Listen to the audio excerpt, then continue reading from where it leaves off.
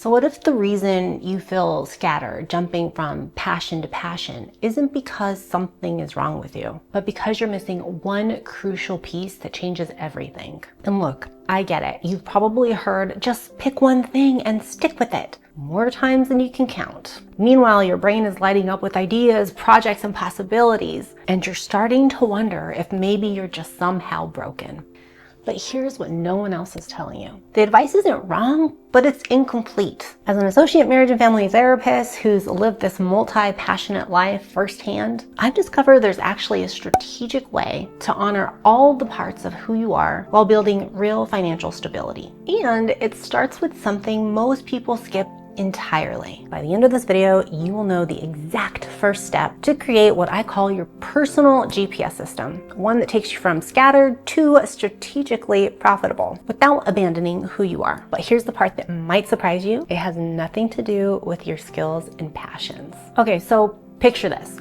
I tell you we're taking this dream vacation together. What would be the very first thing that we need to figure out? The destination, right? Because imagine this. You book a flight for $1,200 and then later realize that all you needed to do was walk 15 minutes south. Without knowing where you're going, you'll waste time, energy, and money on completely the wrong vehicle. And your career works in very much a similar way. If you want to live in the hills of Malibu, becoming a first grade teacher, as noble as it is, probably won't get you there alone. That meaning you'd probably, need to do investments, real estate, or finances, or maybe have a partner who can afford that type of home in the Malibu hills. The point is, different lifestyles require different financial foundations. So here it is. What does the lifestyle that you actually want to live look like? And I mean, get specific here. Not just, I want to be rich, but what does your ideal Tuesday look like? Are you in the suburbs or city? Mansion or cozy townhouse? What income number would make you feel genuinely satisfied? Not just surviving, but actually thriving.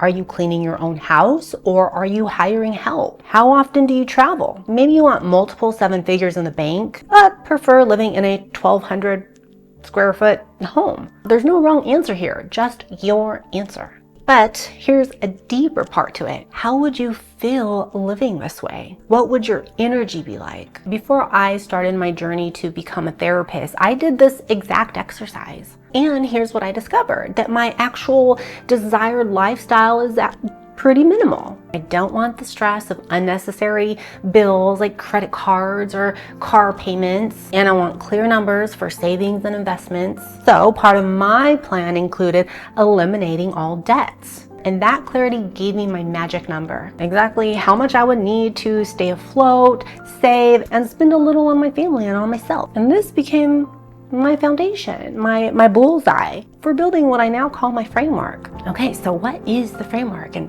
here it is.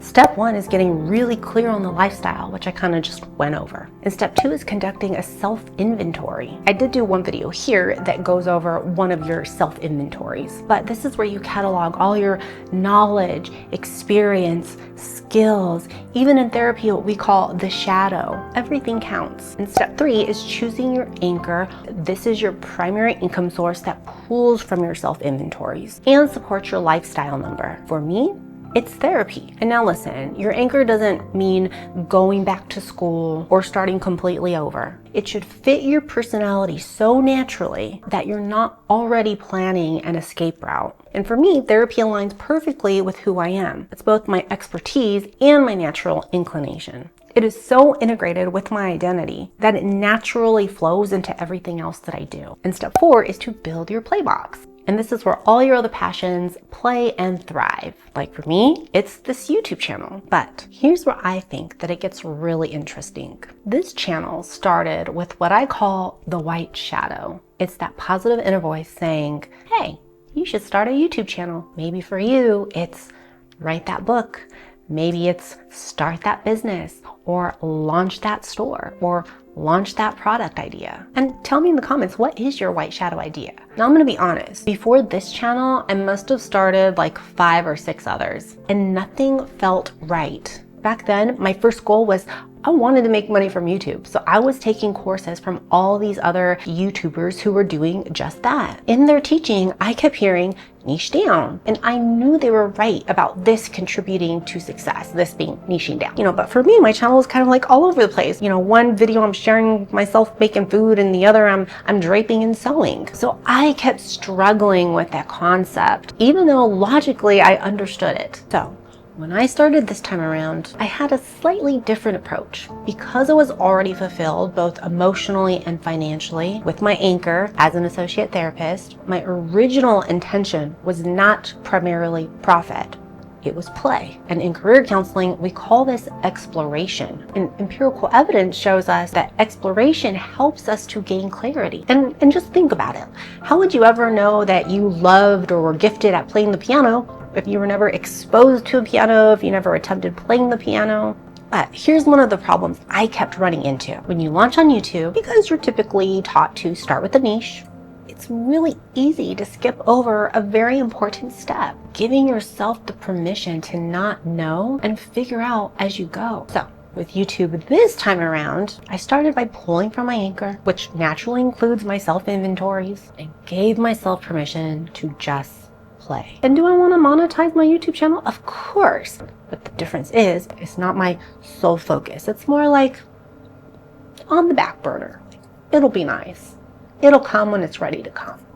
But I'm fine without it. So here's the thing. I didn't want to see this as a traditional niche. I guess a niche to me would have been something like sticking with my YouTube channel as solely a sewing YouTube channel where I would do my DIYs, my draping, my sewing, my fabric hauls. But I already knew myself as a multi-passionate creator, I'd get bored if my hobby had to be all that I shared. I would get to burn out so much more quickly and probably give up a lot sooner, just like I did in the past. Instead, I thought to try to approach it with, let's share a message. And because life is a journey, I feel much more comfortable being the wise tia, the auntie. Tia is auntie in Spanish. But anyways, I felt much more comfortable being the wise tia in the hero's journey. The hero being you. But what I'm trying to use to tie it all together here on YouTube is why I do the things I do, why I love what I love. And everything on this YouTube channel, even in therapy,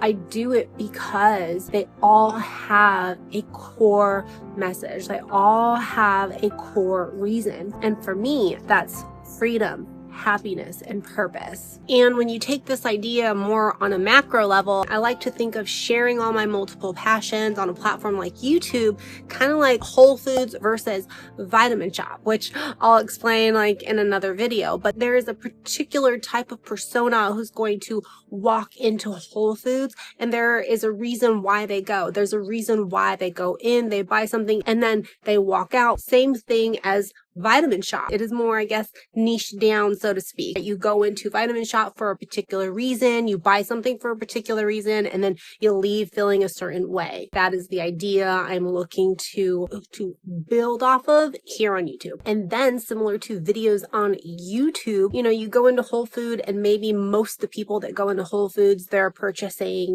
their grass-fed beef, or they're purchasing their produce, or maybe there's really particular popular items that people mainly go into for Whole Foods, but they still have their vitamin sections. And sometimes those people, they might need some vitamin C while they're in there. And here on YouTube, yes, my DIY videos, my sewing videos, they might be more popular, but a person who really values creativity and freedom might also enjoy some of my mindset videos. So even though traditional advice is to have a niche on YouTube, I'm willing to take the chance on my Whole Food versus, Vitamin Shop idea because my happiness is worth it. And I believe in the message. In the playbox, our memories actually hold the key to authentic content and offers, whether that's a service-based business or a product-based business. I look for distinct patterns, themes, philosophies you developed through your lived experiences, not just results or transformations, but the deeper wisdoms and meanings that you've gained. Things that you're probably not even giving yourself credit for. It's made creating YouTube content so much more enjoyable for me, while being able to integrate my other passions.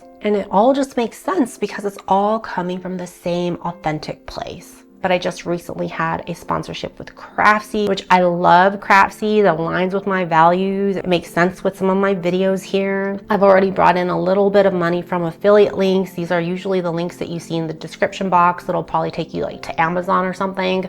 And something I completely did not expect already was I even received my first email asking for business consulting services. And this is all coming to me while not really having a niche, and all things that I feel authentic about and I feel like I can add value and be truly helpful. So whether you want to create content, offer services, develop products, this approach works because you're coming from a genuine place. And as Janet Jackson once said in her Velvet Rope CD, there's nothing worse than having everything and still feeling miserable. Build from who you already are, not from who you think you should be. If you want to get a little bit more clear about who you are and start this self-inventory process, I've created a free 30-day journal reflection specifically for multi-passionate souls. The link is in the description box below. Until next time, keep honoring all of the parts of who you are. And remember, they're not obstacles to overcome, they're assets to integrate.